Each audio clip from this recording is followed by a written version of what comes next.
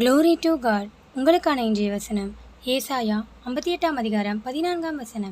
அப்பொழுது கர்த்தரில் மனமகிழ்ச்சியாயிருப்பாய், பூமியின் உயர்ந்த இடங்களில் உன்னை ஏறியிருக்கும்படி பண்ணி, உன் தகப்பனாகிய யாக்கோபுடைய சுதந்திரத்தால் உன்னை போஷிப்பேன்.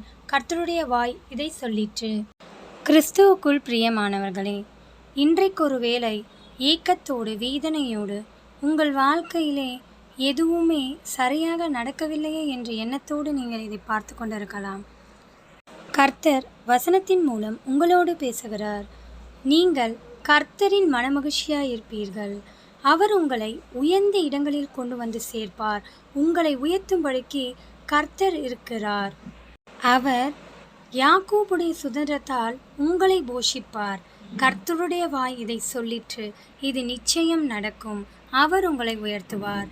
ஆமீன். தேவன் தாமே உங்களை ஆசிர்வதிப்பாராக. ஆமீன்.